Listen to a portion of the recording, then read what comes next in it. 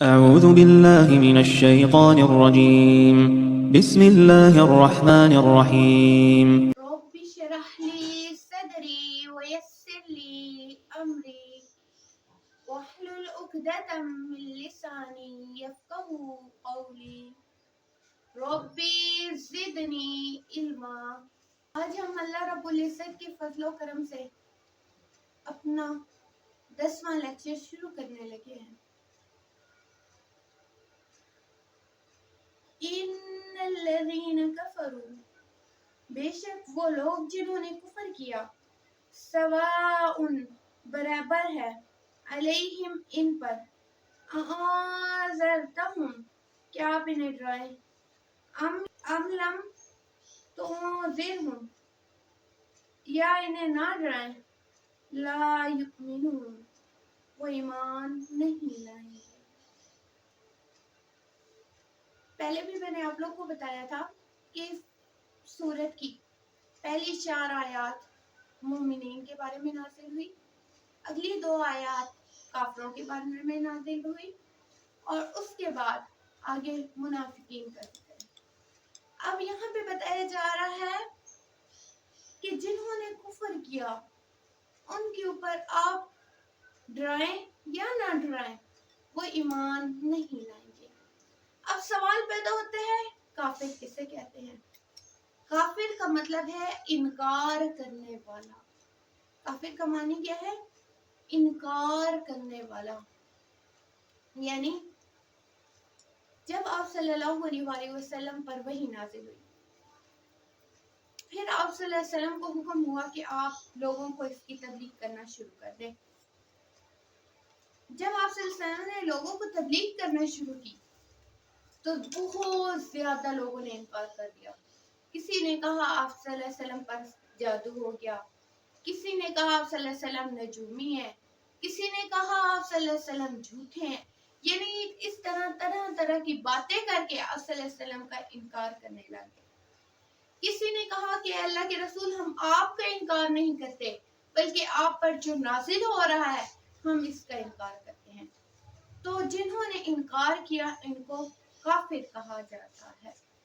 یعنی جو لوگ حق کو پوشیدہ کرنے اور چھپا لینے کے عادی ہیں، ان کی قسمت میں یہی ہے کہ نہ انہیں آپ کا ڈرانا سود مند ہے، نہ ہی ڈرانا۔ یہ کبھی اللہ کی وحی کی تصدیق نہیں کریں گے جو آپ پر نازل ہوئی۔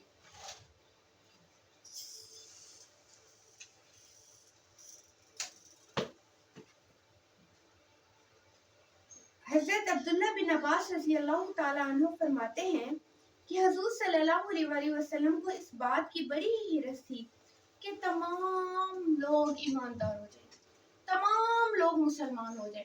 آپ صلی اللہ علیہ وسلم نے بہت زیادہ کوشش کی تھی، حتیٰ کہ آپ صلی اللہ علیہ وسلم وادی طائف میں گئے تھے تو آپ صلی اللہ علیہ وسلم کے اوپر پتھر برسائے گئے تھے۔ آپ کا جسم مبارک زخموں سے چور چور ہو گیا تھا، آپ کے جوتے مبارک خون سے بھر گئے تھے، لیکن پھر بھی وہ بدقسمت ایمان نہ لائے تھے۔ لیکن آپ صلی اللہ علیہ وآلہ وسلم نے ان سے بدلا نہیں لیا۔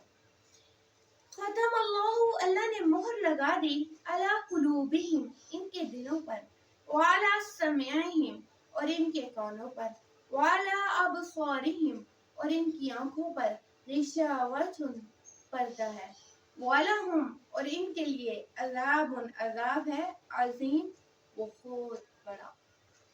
مہر کسے کہتے ہیں؟ مہر کا مطلب ہوتا ہے کسی چیز کو سیل بند کرنا۔ جیسے اکثر چیزوں کے اوپر مہر لگ جائے تو وہ بند ہو جاتی ہے، اس کے بعد اس کے اندر کوئی چیز ایڈ نہیں کی جاتی جب تک وہ مہر ہٹے نہیں۔ اسی طرح ان کی بدعمالیوں کی وجہ سے، ان کے گناہوں کی وجہ سے اللہ رب العزت نے ان کے دلوں پر مہر لگا دی اور ان کے دل سیاہ ہو گئے، نہ وہ ہدایت کو حاصل کر سکے اور وہ کفر میں اور زیادہ بڑھتے گئے۔ حضرت مجاہد نے اپنا ہاتھ دکھا کر کہا کہ دل ہتھیلی کی طرح ہے اور بندے کے گناہ کی وجہ سے وہ سمٹ جاتا ہے اور بند ہو جاتا ہے۔ اس طرح کہ ایک گناہ کیا تو گویا ایک انگلی بند ہو گئی، پھر دوسرا گناہ کیا تو دوسری انگلی بند ہو گئی، یہاں تک کہ تمام انگلیاں بند ہو گئی اور اب مٹھی بالکل بند ہو گئی جس میں کوئی چیز داخل نہیں ہو سکتی۔ اس طرح گناہوں سے دل پر پردے پڑ جاتے ہیں، مہر لگ جاتی ہے اور پھر اس پر کسی طرح کا حق اثر نہیں کرتا۔ آج اس سبق میں ہم نے کفار کے بارے میں پڑھا کہ کافر کسے کہتے ہیں، پھر انہوں نے کیا کیا کہ اللہ رب العزت نے ان کے دلوں پر مہر لگا دی، اور مہر لگنے کی وجہ سے کیا ہوا، یہ تمام تر آپ لوگوں نے اچھے طریقے سے یاد کرنا ہے۔ وآخر الدعوانا الحمدللہ رب العالمین۔ دوستوں اس طرح کی مزید ویڈیو دیکھنے کے لیے چینل کو سبسکرائب کریں، ویڈیو کو شیئر لازمی کریں۔ جزاک اللہ۔